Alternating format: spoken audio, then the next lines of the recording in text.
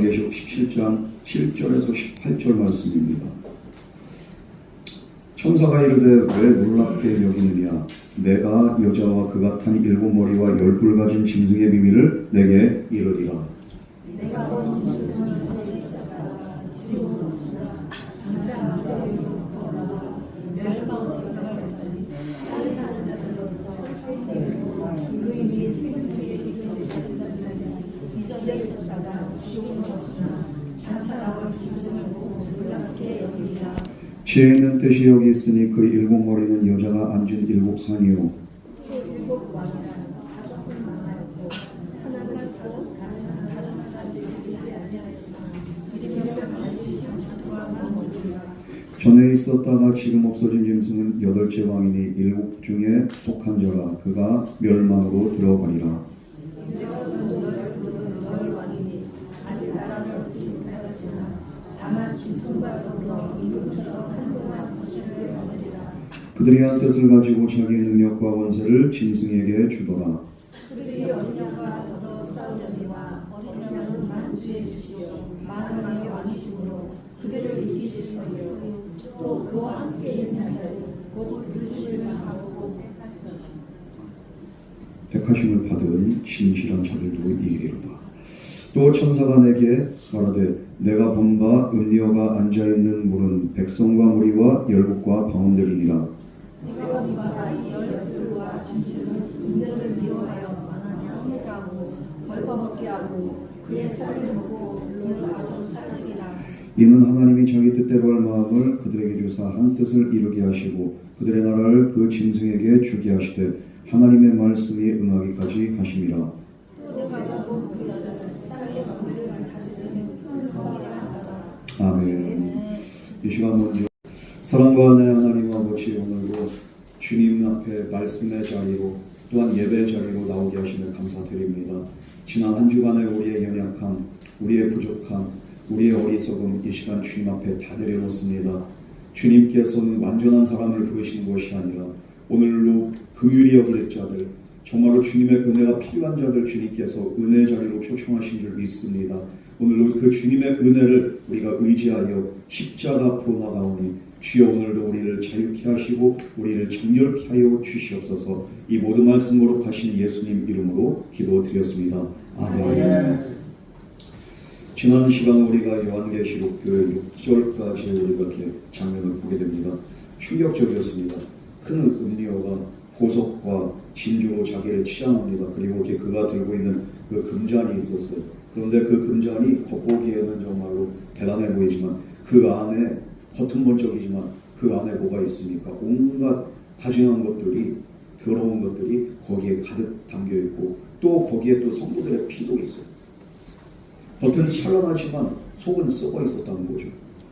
그래서 이 17장 그 6절 그 말씀에서 요한은 놀라고 또 놀랐다고 합니다. 크게 놀랍게 여기고, 놀랍게 여기고 크게 놀랍게 여겼다.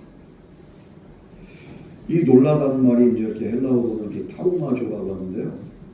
단순하게 그냥 호기심에 이야 이렇게 놀라는 게 아니에요. 바로 눈앞에 화려함 또 눈앞에 충격적인 장면에 그냥 주눅이 들거나 압도되거나 그리고 또 유혹에 의해서 이렇게 흔들리거나 이럴 때 타로마조라는 그런 이렇게 단어를 쓰게 됩니다. 유혹이 그리고 화려함 이것들이 그냥 마음을 막 뒤흔드는 거예요. 그러면서 또 충격적인 장면에 또 두려움과 공포를 느끼는 거예요. 어떨 때는 문제가 우리 앞에서 정말로 너무 크게 보일 때가 있고 정말로 내 마음에 두려움이 가득할 때는 정말 하나님보다 이 두려움에 압도될 때가 있습니다.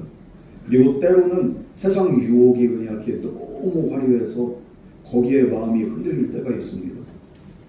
이 유혹들, 정말로 또 문제들, 우리의 시선을 압도적으로 그냥 빼앗아 갑니다. 그리고 또 화려하게 보이기도 하고요. 우리의 마음을 급하게 만듭니다. 그래서 생각할 틈을 뺏어가는 거예요. 조급하게 합니다. 기도에 그렇게 틈을 뺏어갑니다. 그리고 또 말씀을 붙잡을 그런 틈을 그냥 뺏어갑니다. 여러분 우리가 이렇게 대부분 이렇게 죄를 짓고 무너진 그런 시점 어디서 그렇습니까? 내가 죄를 짓겠다는 결심에서 시작되는 게 아니에요. 먼저는 우리 마음에서부터 시작됩니다. 마음의 균열이 조금씩. 때로는 그 유혹에 의해서 또 마음의 균열이 조금씩.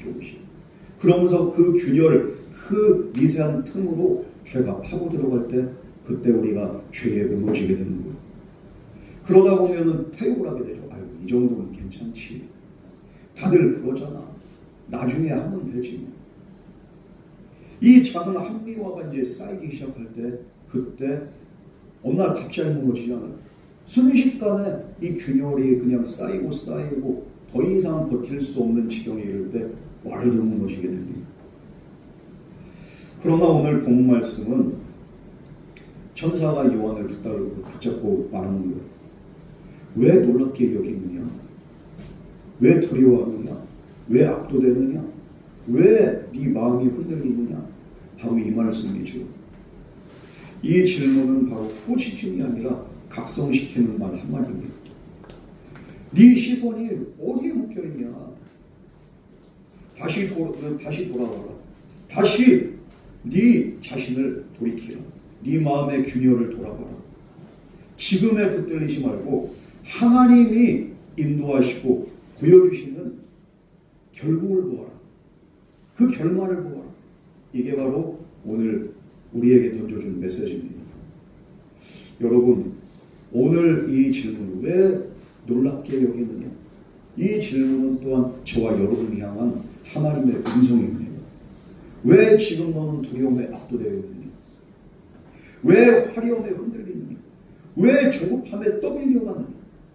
우리 주님이 이렇게 물으실 때 이 주님 음성 듣고서 우리가 정말로 주님 말씀 안에 또한 주님의 십자가 앞에 온전히 설 수 있는 저와 여러분 되기를 주님의 이름으로 축복합니다. 오늘 천사는 이 말씀 통해서 우리에게 5가지 진실을 보여줍니다. 이 5가지 진실은 무엇인가? 왜 놀랍게 여기느냐? 이 말 의미 안에는 5가지 진실이 있어요.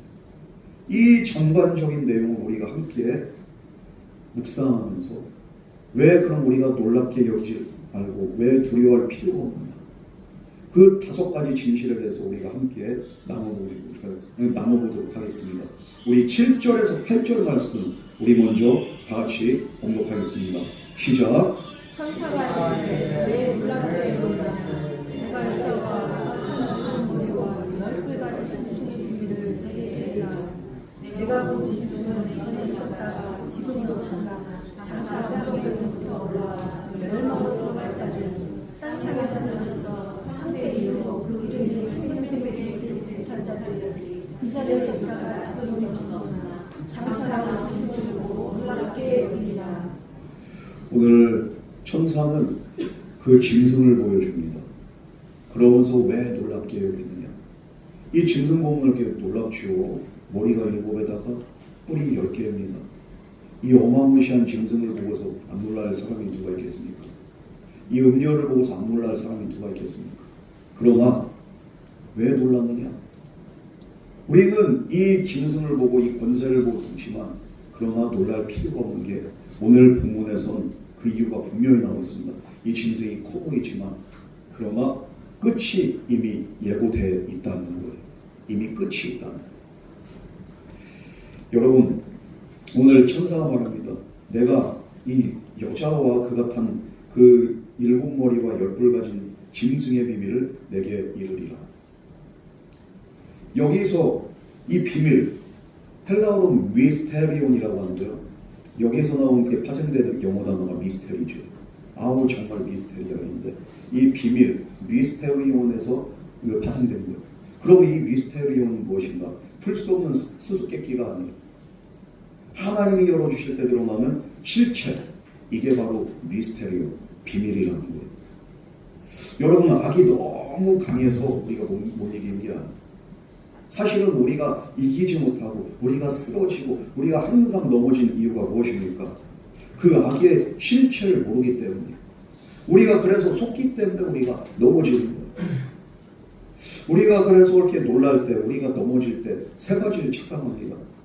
무엇을 착각합니까? 아, 이게 이 문제가 이것이 나보다 크구나. 그리고 이것이 하나님은 보이지 않지만 이거 눈에 보이는 실체들은 그냥 눈에 또렷이 보이잖아요. 문제들도 그렇고 현상도 그렇고. 그러니까 하나님은 안 보이지만 이것은 보이기 때문에 하나님이란 존재를 잊어버리고 이것이 하나님보다 더 커 보일 때가 있어요. 그리고 또한 우리가 의지하고 기대는 것들, 이것이 영원할 줄 알고, 권력이 영원할 줄 알고, 부귀영화가 영원할 줄 알고, 이 세상 것들이 영원할 줄 알기 때문에 우리가 거기에 속고서 거기에 무너지고, 그래서 우리의 믿음이 그냥 균열이 일어나는 거예요. 여러분, 그런데 오늘 8절 말씀에서 이 하나님은 이 악의 정체, 이 짐승의 정체를 폭로합니다. 그러면서 악의 결말을 먼저 선포하시는 거예요. 그렇다면 이 짐승 무엇인가? 오늘 8절 말씀 보면 내가 본 짐승, 정말로 그 머리 7개와 뿔 10개 달린 이 짐승의 실체는 무엇인가? 지금은 없으나 장차 무정행으로부터 올라와 멸망으로 들어갈 자다. 전에 있었다가 지금 없다고 합니다. 전에 있었다. 이것은 개인이 아니라 제국을 의미합니다. 7개의 그 머리와 10개의 뿔은 제국을 말하는데 상징하는데, 반 기독교 제국들, 반 하나님 제국들, 역사 속에서 전에는 존재했던 제국들 중에 대표적인 제국이 바벨론이 있었고, 아수르가 있었고, 그리고 바사 제국이 있었고, 페르시아, 그리고 또 헬라 문명이 있었고, 헬라 제국에 의해서 또 이스라엘이 이렇게 멸망당했었잖아요. 그 지배를 받았었잖아요. 그 헬라 제국 그 시대가 이제 또 지나가니까 지금은 또 로마 제국에 의해서 이렇게 또 통치를 받고 있습니다. 이 모든 제국들의 특징이 뭡니까? 바로 하나님을 반대하고 그러면서 우상 숭배를 조장합니다. 우상에게 절하게 만듭니다. 이런 실제적인 권세들이 역사 속에도 있었고, 그리고 또 그동안의 그 역사 속에서 수많은 권력들, 수많은 나라들이 하나님을 반대했었어요. 그래서 결국에는 7머리와 10뿔, 7은 뭡니까? 바로 완전한 숫자를 상징하죠. 그런데 그 7제국들이 어떻게 됩니까? 전에는 있었지만 지금은 없다는 거예요. 이 요한시대에 상징적인 이 제국들 없어요. 그런데 또 장차 어떻게 됩니까? 무정행으로부터 올라와서 멸망으로 들어갈 자다. 이 무정행이 어디입니까? 바로 사탄적인 기원을 의미하죠. 그 사탄적인 기원의 근거지가 바로 무정행이에요. 여기서 기어 올라온다는 거예요. 그래서 기어 올라와서 이 세상을 장악할 때 무엇으로 장악합니까? 인간의 정치와 그리고 진보적인 사상 가지고서 이 세상을 장악을 하는 거예요. 무정에서 기어 올라와서. 그래서 사람들과 교회와 성도들까지 미혹합니다. 그러나 이들의 실체가 무엇입니까? 바로 사탄적인 전략을 가지고서 이 세상을 압도하고 이 세상을 뒤흔드는 그런 세력들이라는 거예요. 이들이 재등장하게 된다는 거예요. 사라진 것 같지만 이 제국이 이 종말에 이르러서는 또 다른 형태로 다시 올라오게 된다는 거예요. 여러분, 그래서 이제 앞으로 시대가 가면 갈수록 이 짐승이 무정에서 올라온 짐승이 올라와서 이 시대를 뒤흔들고 가치관과 사상을 그냥 뒤흔들고 그런 사람들을 마비시키고 바보로 만들 겁니다. 이게 바로 사탄적인 권력을 가지고서 그러면서 이렇게 이 세상에 그 놀라운 이렇게 능력을 행사하는 짐승의 실체입니다. 이게 바로 이념일 수도 있고 사상일 수도 있고 이런 탈을 쓰고서 이 세상을 뒤흔든다는 거예요. 그러나 분명한 것은 오늘 8절 말씀에 이 악의 세력이 커 보이지만 거대해 보이지만 그러나 이들에겐 결말이 예고되어 있다는 거예요. 창세 이후로 그 이름이 생명책에 기록되지 못한 자들이 이전에 있었다가 지금은 없으나 장차 나올 짐승을 보고 놀랍게 여기리라. 사람들은 그렇게 되지만 그러나 무저갱으로 올라온 자들 멸망으로 들어갈 자다. 이미 결론이 났어요. 여러분, 그러므로 악은 커 보이지만 악은 영원하다? 아니라는 거예요. 악은 영원하지 않습니다. 하나님은 이미 끝을 예고하시고서 이들의 멸망을 이미 하나님께서는 선포하셨어요. 그러므로 오늘 우리의 마음이 흔들릴 때 우리는 어떻게 해야 됩니까? 이 두려움이 끝이 있는가? 정말 끝이 없는가? 내 문제, 내 그 환란의 끝이 정말로 없는가? 이 문제들이, 이 두려움의 실체들이 정말로 하나님보다 큰 것인가? 내가 붙들려 있는 이것이 정말 내가 영원히 의지할 만한 그런 가치가 있는 것인가? 우리가 이 사실을 한번 생각을 해봐야 됩니다. 여러분, 우리 성도는 지금과 현실과 환경에 갇힌 자들이 아닌 줄 믿으시기 바랍니다. 하나님이 정하신 결말을 바라보며 현재를 사는 자들, 그게 바로 저와 여러분인 줄 믿으시기 바랍니다. 그러므로 현재 현실의 무게 여기에만 짓눌리지 마시고 언젠간 이 아픔의 끝이 있고 이 두려움의 끝이 있고 하나님의 때가 있어요. 여러분, 오늘 하나님 말씀 왜 놀랍게 여기느냐? 이 세상에 영원한 게 없어요. 그러므로 영원하신 하나님 말씀에만 우리가 우리의 소망을 두고 주님 바라보고 믿음으로 승리할 수 있는 저와 여러분 되기를 주님으로 축복합니다. 두 번째로, 하나님은 왜 놀랍게 여기느냐? 이 세상이 놀라운 이유가 뭡니까? 정상처럼 보이는데 사실은 비정상이 너무 많아요. 그래서 또 우리는 또 놀랍습니다. 유혹이 그런 거예요. 정상처럼 다가오는데 그래서 우리를 속이는데 실상 비정상이랍니다. 우리 9절에서 11절 말씀 나같이 봉독하겠습니다. 시작. 지혜는 실수가 있으니 그리고 머리는 여자가 앉은 그 창이요 그리고 왕이라 다섯 마음으로 하나는 이고 다른 하나는 아직 되지 않았으나 이유는 반드시 전투가 머리이라. 전에 있었다가 지금 없어진 짐승은 여덟째 왕이니 일곱 중에 착한 자라. 그가 멸망으로 들어가리라. 9절은 지혜 있는 뜻이 여기 있으니 그 일곱 머리는 여자가 앉은 일곱 상이고 이렇게 먼저 말씀을 하고 있는데 여기서 지혜는 뭡니까? 헬라어로는 소피아라고 하는데 소피아, 이 소피아라는 말이 소피아 이렇게 사람 이름도 많이 들어갔잖아요. 이게 지혜라는 뜻이거든요. 그런데 단순한 똑똑함을 말하는 게 아니에요. 여기서 지혜는 무엇입니까? 겉과 속을 분별하고 정상과 비정상을 분별할 줄 아는 그런 능력, 그게 바로 지혜라는 거예요. 여기서 이 지혜를 통해서 일곱 산의 실체를 이제 지혜 있는 사람은 분명히 깨달아요. 그 일곱 머리는 여자가 앉은 일곱 산이요. 이 산은 원래는 왕을 상징하기도 하고요. 그리고 또 왕권을 상징하기도 합니다.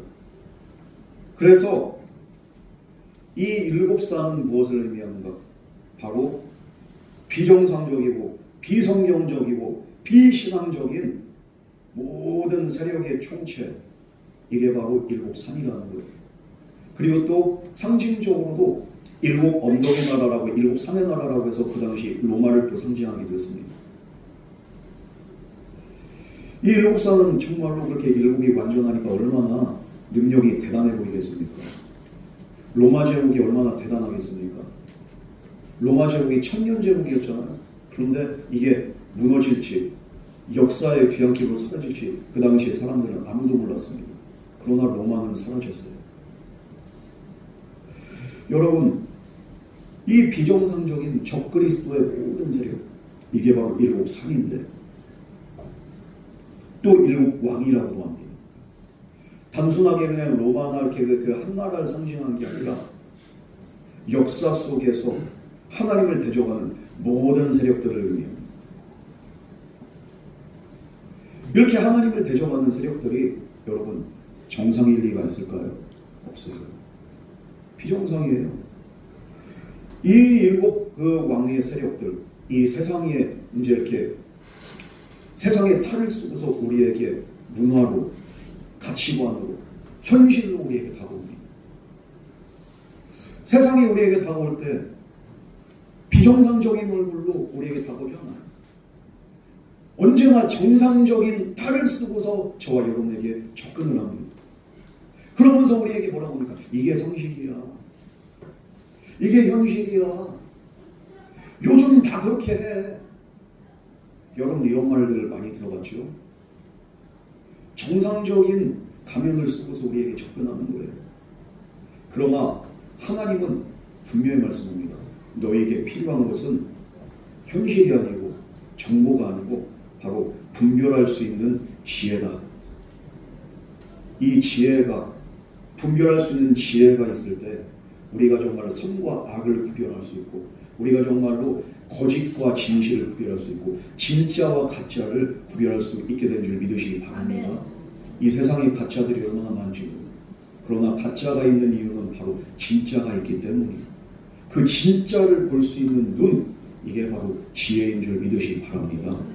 그리고 또 10절, 11절 말씀은 그러면 이 일곱 왕은 무엇인가? 여기서 다섯 왕은 망하였고 하나는 있고 다른 하나는 아직 이루지 아니하였으나 이르면 반드시 잠시 동안 머무르리라.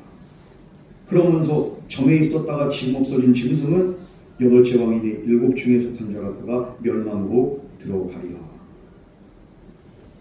이 다섯 왕이 있었는데 이렇게 없어지고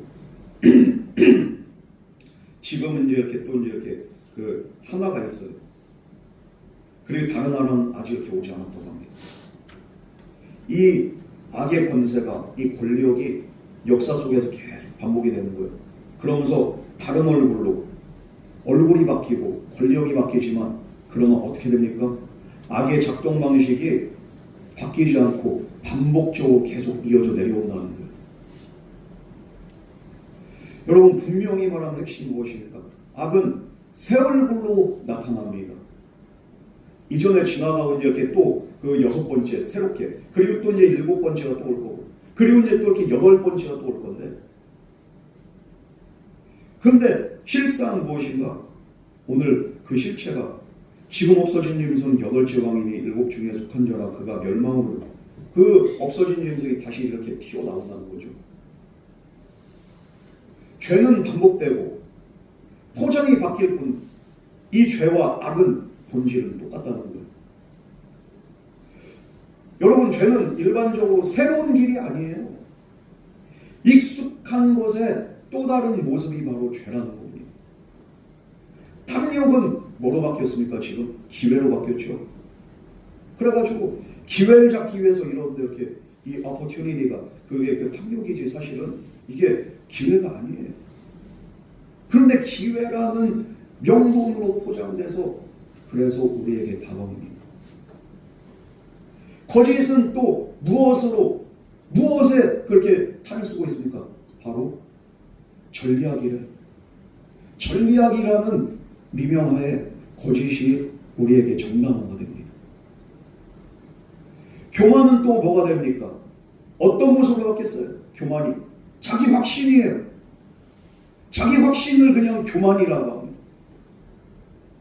교만한 거는 자기 확신이라는 그냥 그 허울 좋은 말에 거기에 그냥 가려져서 우리가 교만해도 괜찮아. 타협은 무엇입니까? 타협하는 게 오늘날은 현실 감각이라고 합니다. 현실 감각에 포장돼요.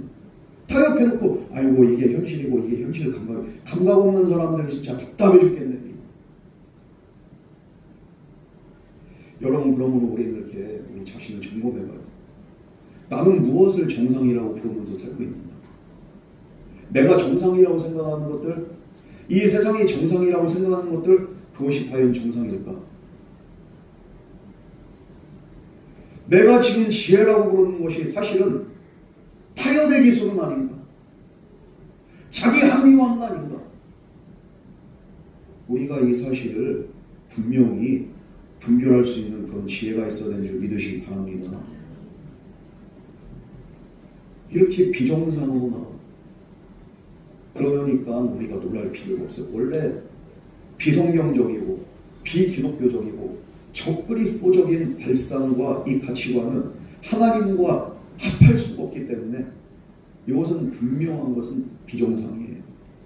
여러분 그러면 이 세상의 흐름에 우리가 정상적이라고 생각하는 그 세상의 흐름에 이 세태에 휩쓸리지 말고 우리는 정말로 이것을 분별할 수 있는 지혜 안에서 우리가 하나님 말씀 안에서 우리가 지혜로운 삶을 살아갈 수 있는 저와 여러분 되기를 주님을 축복합니다. 이 지혜가 있을 때 우리가 어떤 영향에서도 자유로울 수가 있어요. 그런데도 불구하고 우리가 이것을 분별한다고 해서 세상이 포기하느냐? 포기하지 않아요. 이제는 개인을 넘어서 대세로 우리를 몰아붙입니다.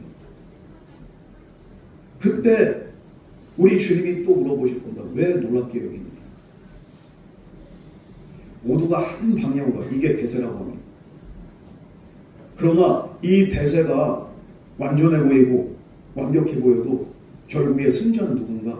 바로 어린 양이신 예수님인 줄 믿으시기 바랍니다. 우리 12절에서 14절 말씀 우리 다 같이 공부하겠습니다. 시작. 내가 오늘 열왕이니 아직 나라를 얻지 못하였으나 다만 짐승과 더불어 임금처럼 한동안 권세를 받으리라. 그들이 한 뜻을 가지고 자기의 능력과 권세를 짐승에게 주라. 그들이 어린 양과 더불어 싸우려니와 어린 양은 만주에 주시오 만왕의 왕이시므로 그들을 이기실 터이요 또 그와 함께 있는 자들 곧 부르심을 받고 택하심을 받은 그렇지. 택하심을 받은 이게 이렇게 글씨가 밑에 이렇게 깔려있는데요. 택하심을 받은 진실한 자들도 이기리로다. 택하심을 받은 진실한 자들도 이긴다는 거예요. 어린 양이 이길 뿐만 아니라 12절 말씀 분명히 말합니다. 내가 보는 열부는 열왕이니 여기서 열왕은 무엇입니까? 바로 마지막에 짐승에게 권세를 위임하는 여러 통치 세력의 그 집합, 이게 바로 열왕이라는 거예요. 분산되어 있는 집권들이 하나의 체제로 묶이는 권력 연합, 이게 바로 열왕이라고 말하고 있습니다. 진짜로 실제적으로 10개가 아니에요. 이 열은 또 무엇을 상징합니까? 바로 충만함을 상징하는데 이 세상의 모든 권력이 하나로 그냥 이렇게 집중이 된다는 거예요. 그리고 모든 가치관이 하나로 통합이 된다는 거예요. 무엇을 위해서? 바로 이 짐승을 돕기 위해서. 이 열왕들이 한때 동안 어떻게 됩니까? 짐승과 더불어 한동안 권세를 받으리라. 여기서 한동안, 여기서는 한때라고 말합니다. 이 한때, 미아오라. 이 한때가 미아오라라고 하는데 정말로 아주 짧은 시간을 의미하는 거예요. 얼마나 짧은 시간인가? 오늘날 시간의 개념으로 따지면 이 한때는 바로 1시간을 의미합니다. 이들의 시간이 1시간밖에 안 돼요. 말도 안 되죠. 1시간이 아니라 수십 년이 될 수 있고 수백 년이 될 수 있습니다. 그러나 성경은 분명히 기록한 게 뭡니까? 이것이 한때라는 거예요. 이 한동안, 잠시 잠깐 동안 이 권력은, 이 연합은, 이 유대는 아주 짧은 시간, 이들의 권세가 길어 보이지만 하나님 앞에서는 잠시 잠깐이라는 거예요. 이게. 그런데 문제는 이들의 때가 길어서 그렇게 문제가 아니라 문제는 우리가 문제예요. 이 때를 버티지 못하는 거예요. 왜? 우리가 조급하기 때문에. 조급할 필요가 없습니다. 결국에 성경에서 말하는 건 무엇입니까? 이들의 때는 한때라는 거예요. 한동안이 잠시 잠깐, 1시간, 1시간에 해당할 만큼 그 짧은 기간이라는 거예요. 그런데 세상은 뭐라고 합니까? 우리를 조급하게 해. 야, 지금 빨리 결정해. 요즘은 끝이야. 안 하면 손해야. 이렇게 하면서 우리로 하여금 조급증을 이렇게 자극을 해서 우리로 하여금 실수하게 만드는 거예요. 이 조급함은 우리의 기도를 끊습니다. 이 조급함은 또한 우리의 그 말씀을 보는 눈을 덮어버립니다. 그리고 공동체에서 멀어지게 합니다. 우리를 영혼의 사람이 아닌 찰나의 사람, 순간의 사람으로 바꾸는 거예요. 여러분, 우리는 조급하기가 아니라 하나님의 때를 기다리는, 우리가 물리적인 시간, 크로노스의 시간이 아닌 카이로스, 하나님의 때, 하나님의 시간을 기다리며 또한 하나님의 때, 하나님의 시간을 살아가는 저와 여러분이 바로 예수를 믿는 그리스도인인 줄 믿으시기 바랍니다. 내 때가 아니라 하나님의 때입니다. 그리고 하나님의 때 안에서, 하나님의 시간 안에서 이 악의 세력의 시간은 찰나에 불과한 그 영혼의 시간에 비교하면 이 악의 시간은 잠시 잠깐이에요. 여러분, 그러므로 언제나 하나님의 때를 살아가면서 우리가 조급한 신앙생활이 아닌 언제나 하나님 은혜 안에서 인내하며 기다리며 견디며 승리하는 저와 여러분 되기를 주님의 이름으로 축복합니다. 그리고 13절 말씀은 이들이 어떻게 한다고 합니까? 한 뜻을 가지고 한 때를 살아가지만 또 한 뜻을 가지고서 자기의 능력과 권세를 짐승에게 주더라. 이 한 뜻, 미아 그노메라고 하는데요. 이 한 뜻이 미아 그노메. 이 욕망으로 묶여있는 한 마음을 말합니다. 하나님을 대적하기 위해서 욕망으로 똘똘 뭉쳐서 그들은 한 마음 한 뜻이 되는 거예요. 이들은 이념이 다르고 문화가 다르고 언어가 다르고 사상이 다르지만 그러나 목표는 하나입니다. 무엇입니까? 예수 그리스도를 대적하는 거예요. 하나님을 대적하는 거예요. 여기에 어린 양과 싸우고 대적하는데 한 마음 한 뜻이 돼서 이들은 어떻게 합니까? 그 능력과 권세를 짐승에게 위임해서 짐승의 권세를 하에서 어떻게 합니까? 이 세상이 돌아갈 수 있도록 이 사탄적인 권세, 이 마귀 권세가 타협을 한다는 거예요. 그리고 14절 말씀에 그러나 어떻게 합니까? 여기에서 진짜 참된 복음이 터지는 거예요. 이들이 그러나 어린 양과 더불어 싸우는데 어린 양은 무엇입니까? 만주의 주시오 만왕의 왕이심으로 그들을 이기실 터이요.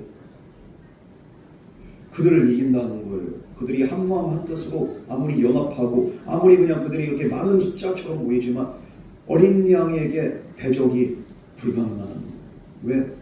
어린 양 만왕의 왕이시고 만주의 주가 되시기 때문인 줄 믿으시기 바랍니다. 모든 것을 통치하시는 것은 결국에는 우리 어린 양이신 예수 그리스도라는 거예요. 여러분, 어린 양이 이긴다. 그리고 또 택하심을 받고 부름받은 진실한 자들도 이긴다. 바로 예수 그리스도를 나의 구주로 영접하고 의지하는 저와 여러분들도 반드시 승리하게 될 줄 믿습니다. 예수님이 승리하기 때문에 우리도 예수님과 함께할 때 우리가 승리하는 역사가 있게 되는 거예요. 여러분, 성도의 승리는 내가 강해서가 아니에요. 우리가 어린 양 되신 만주의 주가 되시고 만왕의 왕이 되신 주님과 함께하기 때문에 우리는 승리한 줄 믿으시기 바랍니다. 때로는 질병의 권세가, 때로는 어둠의 권세가, 때로는 이 삶의 무게가 우리를 아무리 억누른다 할지라도 만주의 주가 되시고 만왕의 왕이 되신 어린 양 예수 그리스도와 함께 동행할 때 우리는 모든 것을 넉넉히 이기고 주님의 영광을 나타내는 복된 자들 될 줄 믿습니다. 여러분, 그러므로 우리는 내가 어떻게 이길까? 이걸 고민하면 안 돼요. 오늘 내가 어떻게 주님과 함께 동행할까? 이것을 고민해야지. 내가 이 문제 어떻게 해결할까? 이건 우리의 질문이 아니에요. 어떡하지? 어떡하지?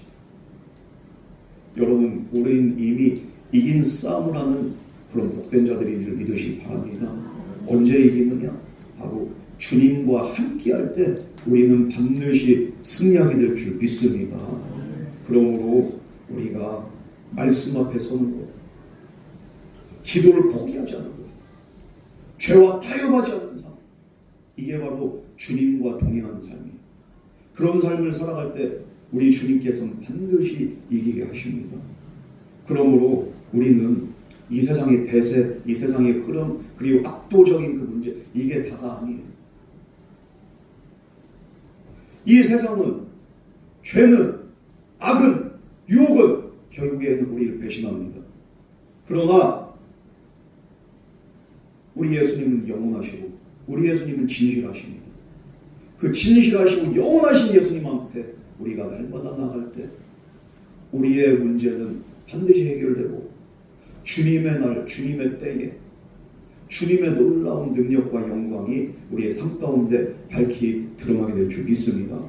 두려워하는 자가 아니라 미리 내 앞에 주어진 승리를 바라보고 소망 안에서 날마다 주님 안에 거하는 저와 여러분 되기를 주님의 이름으로 축복합니다. 우리 15절에서 16절 말씀 다 같이 공부하겠습니다. 시작. 쫓아가 내게 말하되 내가 본바 문제가 앉아야 되는 그 백성과 위와 열국과 왕들이라.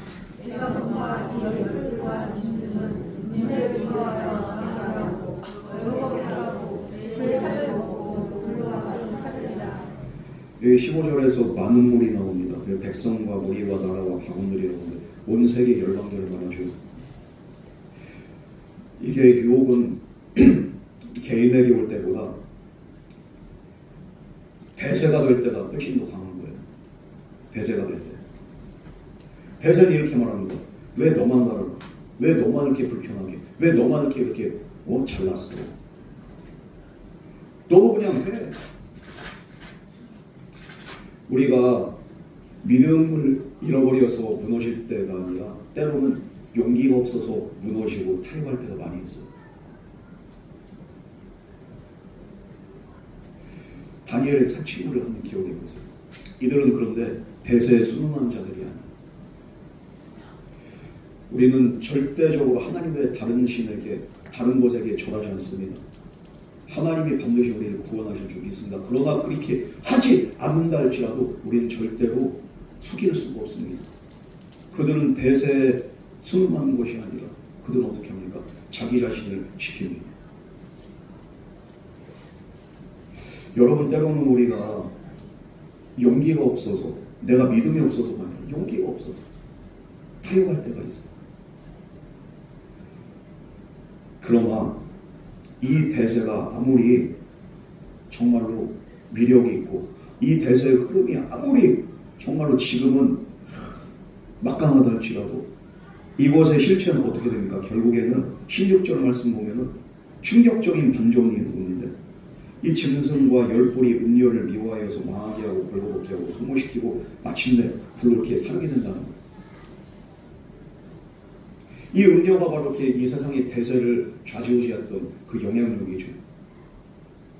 열 왕과 짐승에게 정당성을 부여하고 경제적인 포장을 제공하고 그리고 또 이렇게 유혹과 그 폭발적인 매력을 막 제공을 해서 사람들을 현혹시킵니다.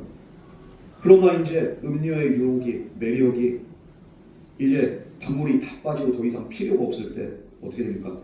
권력은 반드시 이것을 제거하면서 이것을 그냥 없애버린다는 거예요. 그럴 때 이 음료의 실체가 드러난다는 거예요. 우리가 대세라고 생각했던 것들, 우리가 정말로 이것이 진리라고 생각했던 것들, 나중에는 그 실체가 드러나면 너무도 허무하고 너무도 수치스러웠던 그 과거가 된다는 거예요. 이것이 바로 죄의 본질입니다. 죄는 말해요. 내가 너를 지켜줄게. 내가 너를 만족시켜줄게. 내가 너를 사랑해. 너를 생각하는 건 나밖에 없어. 그러나 마지막에 말합니다. 이제 넌 필요 없어. 죄의 끝에는 늘 발가벗겨진 실체가 폭로되는 그런 수치가 드러나게 돼 있어요. 포장이 무너지고 약속이 거짓으로 드러나고 그리고 처음은 꿀같지만 나중에는 쑥처럼 쓰게 됩니다. 오늘 내 삶에서 나를 지켜줄 것 같은 것들, 사실은 그것들이 나를 소모하고 있지 않습니까? 그것이 무엇입니까? 지금은 달콤하지만 결국에 나를 벌거벗기는 것은 무엇입니까? 우리가 분명히 알아야 돼요. 죄의 약속은 약속이 아니에요. 영원하지 않기 때문이죠. 죄의 결말이 있습니다. 여러분, 그러므로 우리가 이 세상 살아가는 동안에 이 세대에 이 대세의 뒤에는 반드시 배신이 있고 우리가 사랑이라고 생각했지만 배신이었잖아요. 진리라고 생각했지만 거짓이었잖아요. 이게 바로 죄의 실체입니다. 이것들에 우리가 이렇게 현혹되지 말고 오늘 분별할 수 있는 지혜 안에서 놀라지 말고 주님 말씀 안에 구할 수 있는 저와 여러분 되기를 주님을 축복합니다. 마지막으로 왜 우리가 이렇게 놀라지 말아야 되는가? 이 모든 역사의 주관자가 누구냐? 바로 여론도 아니고 권력도 아니고 하나님인 줄 믿으시기 바랍니다. 여론이 아닌 권력이 아닌 하나님이 모든 것의 주관자가 되기 때문에 우린 두려워할 필요 없고 놀랄 필요가 없어요. 오늘 17절에 18절 말씀 우리 마지막으로 공부하겠습니다. 시작.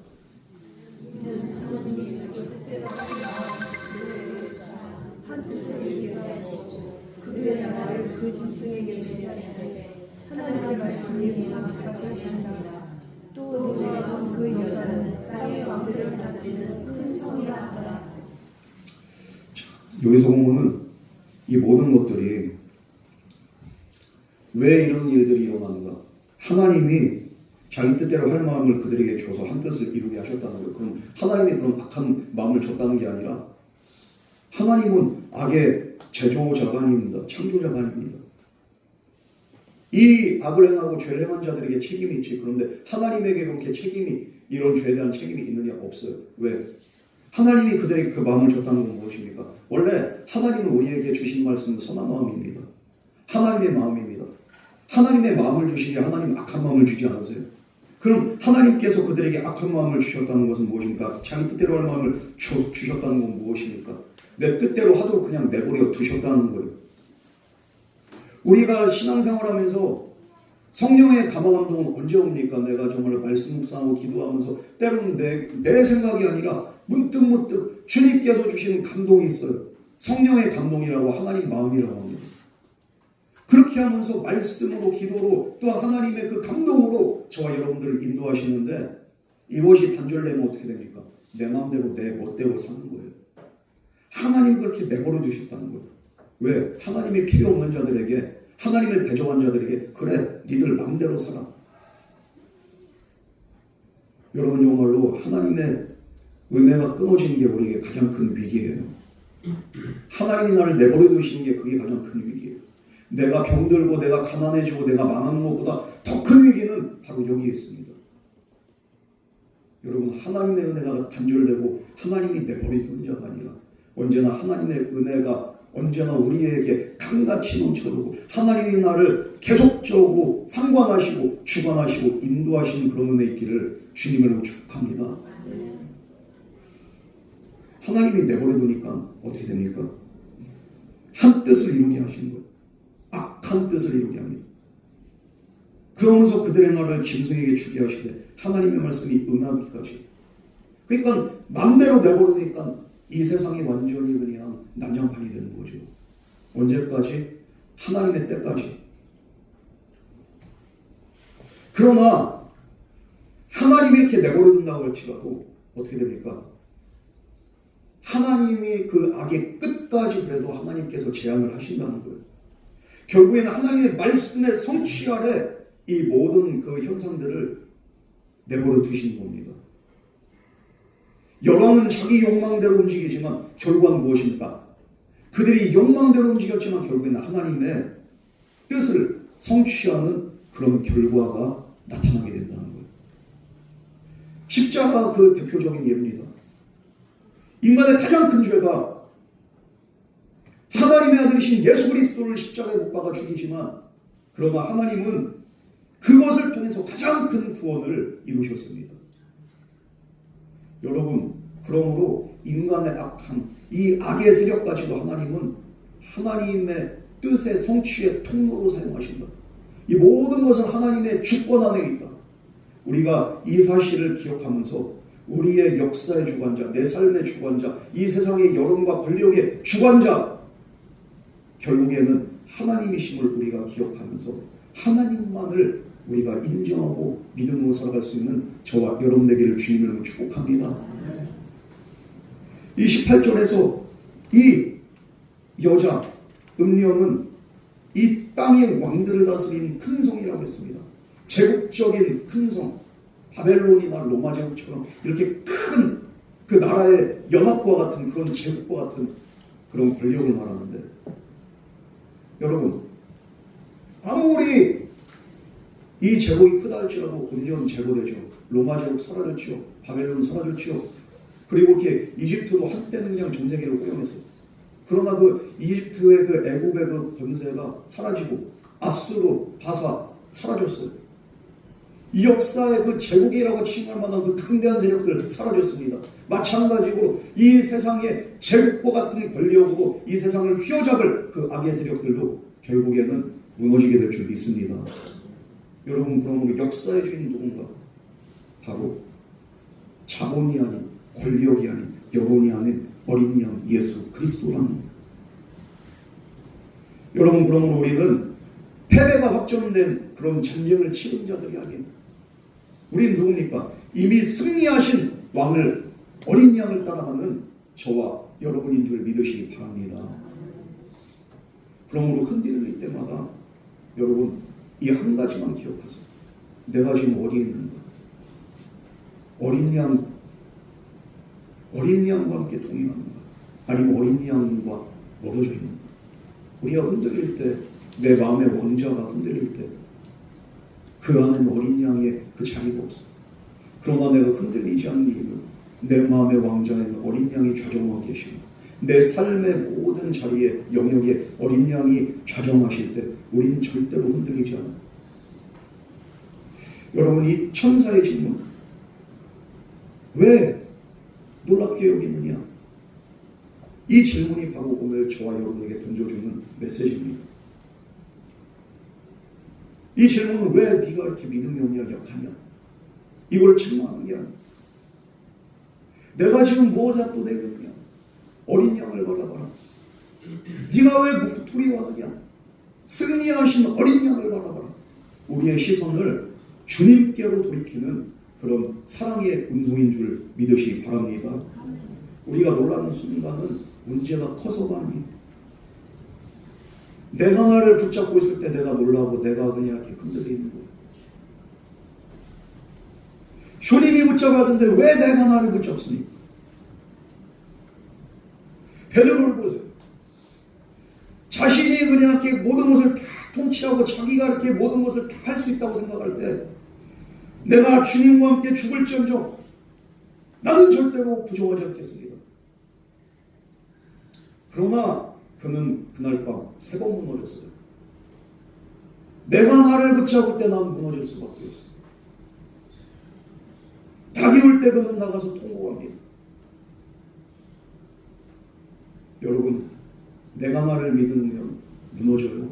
내 생각, 내 마음, 이거에 그냥 따라서 내가 살아가고 움직인다면 우리는 결국엔 무너질 수밖에 없습니다. 그런 그 삶 속에서 믿음은 신념이에요.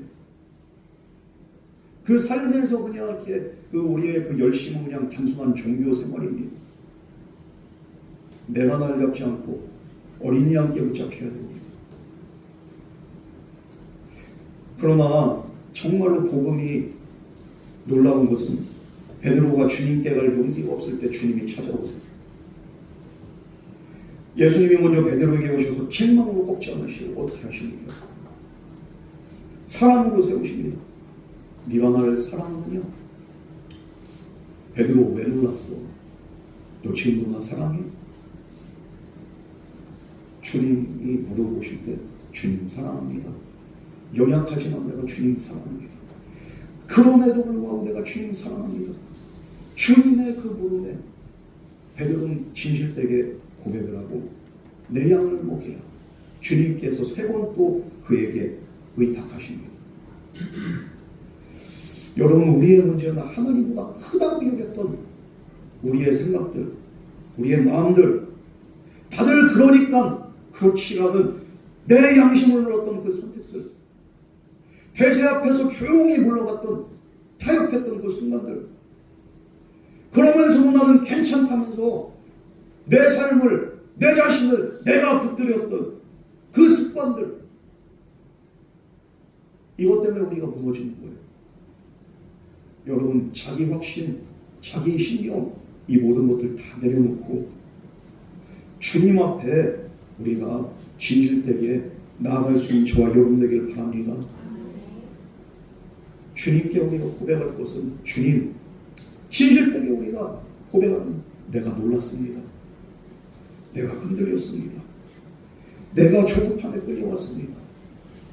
하지만 이제 주님 앞에 다시 서겠습니다. 이런 믿음의 고백이 있을 때 주님이 반드시 우리를 붙잡아 주십니다.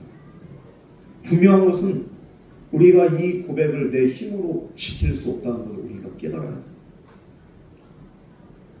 내 결심, 내 열심이 아니라 주님께서 나를 붙잡아 주시고 나를 찾아오실 때 이 베드로에게 임했던 그 은혜가 오늘도 저와 여러분에게 임해서 이제는 놀라는 자가 아니라 이제는 정말로 주님과 함께 승리하는 자 되는 줄 믿으시기 바랍니다. 우리가 이제 찬송가 214장을 이제 부를 건데요. 이 찬송가에 작곡자가 있어요. 디 생키라고 합니다. 한 집회에서 그 찬양 집회를 하는데 한 소녀가 그날 이렇게 너무 은혜를 받았어요. 그러면서 이제 정말로 내가 성령 충만한 삶을 살고 싶은데 내가 이제는 흔들리지 않고 놀라지 않는 그런 삶을 살고 싶은데 내 연약함, 내 무능함이 너무도 뼈저리게 느껴지는 거예요. 담임 목사님한테 물어봅니다.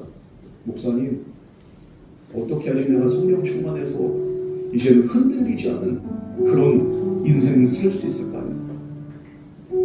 목사님이 그냥 원론적인 얘기를 기도하고 성경 보고 그러면은 성령 충만하고 흔들리지 않지. 그런데 그 순간 이 소녀가 펑펑 울어. 왜 그런가? 목사님, 나는 글을 읽을 줄 몰라요. 글을 몰라서 성경을 읽을 수가 없어요. 기도도 어떻게 하는지 내가 알지 못해요. 그래서 내가 정말로 늘 흔들리고 넘어져. 어떻게 하면 좋아? 이 목사님이 할 말을 이루고 있어요. 그때 이 소녀가 주님 앞에 두 손 들고 주님, 내가 성경을 읽지 못하고 내가 기도할지 모르지만 내 모습 이대로 나를 받아주세요. 나를 불쌍히 여겨주세요. 이 믿음의 고백으로 주님 앞에 나갈 때 그 자리에서 성령의 놀라운 은혜가 임했던 그런 이렇게 놀라운 고백이 있어요. 그때 그 정말로 이를 통해서 쓰여진 게 바로 나 주의 도움 받고자 내 모습 이대로 나를 받으시옵소서. 여러분, 주님이 왜 놀라냐고 그렇게 우리에게 물으실 때 우리 주님께서 하신 그 요구하신 응답은 무엇인가? 음성 무엇입니까? 그냥 네 모습 그대로 나한테 와. 두렵고 흔들린 모습 그대로 나한테 와. 이제 내게 기대했고 이제는 속지 마라. 그리고 진실되게 내게 회개하고 고백해라. 주님이 오늘 저와 여러분에게 그렇게 요구하십니다. 이 주님의 음성 앞에 우리는 뭐라고 응답하면 되겠습니까? 주님, 내가 속았습니다. 내가 흔들렸습니다. 내가 놀랐습니다. 그래도 이 시간 내가 주님께로 나아갑니다. 나를 붙잡아 주시옵소서. 우리가 이런 믿음의 고백으로 주님 앞에 나갈 때 우리의 손을 붙잡아 주시고 이젠 내가 나를 붙잡는 인생이 아니라 주님께서 저와 여러분을 붙잡아 주시는, 그래서 놀라지 않는 인생으로 주님께서 인도하실 줄 믿습니다. 우리가 이 찬송을 부르면서 우리가 주님 앞에 나가기로 합니다. 우리 다 같이 이 믿음의 고백, 주여 나를 붙잡아 주시옵소서. 오늘도 우리 주님께서 물어보십니다. 왜 놀라느냐? 우리에게 이 두려움과 급함과 대세에 끌려 흔들리던 우리에게 오늘도 주님이 왜 두려워하느냐? 왜 놀라느냐? 이 주님의 음성 앞에 우리가 이 시간 믿음으로 결단하며 기도하기를 원합니다. 주님, 내 모든 것들 다 내려놓습니다. 내 모습 이대로 주님께로 돌아갑니다. 주님, 나를 붙잡아 주시옵소서. 이제는 두려워하는 자가 아니라 놀라는 자가 아니라 주님과 함께 승리하는 자, 승리하는 믿음, 그런 인생 살게 하여 주시옵소서. 우리 이 시간 다같이 주님의 이름을 한번 부르짖고 다같이 믿음으로 간구하겠습니다. 주여 주여 아버지 하나님, 오늘 이 시간을 주님의 은혜에 붙잡고 주여 우리의 근심, 우리의 두려움, 우리의 근심 걱정 모든 두려움 이 시간 주님 앞에 드리겠습니다. 하나님, 우리의 생활의 모든 어려움들, 미래에 대한 두려움, 우리의 모든 믿음 없는 모습들 이 시간 주님 앞에 드려놓고 주님께로 온전히 나갑니다. 주여 나를 받아주시옵소서. 우리를 받아주시옵소서. 이 모습 이대로 주님 앞에 나갑니다. 우리의 놀랍고 실패한 모습 이대로 주님 앞에 나갑니다. 그러나 주님께서 받아주시고 주님 새롭게 하여 주시옵시고 은혜 베풀어 주시옵시고 주님 온전하여 주시옵소서. 우리의 실패를 되돌아보는 것이고 주님의 승리를, 주님의 은혜를, 주님의 때를 우리가 기다리며 우리가 온전히 믿음으로 승리할 수 있는 온전한 은혜로 되어 주시옵소서.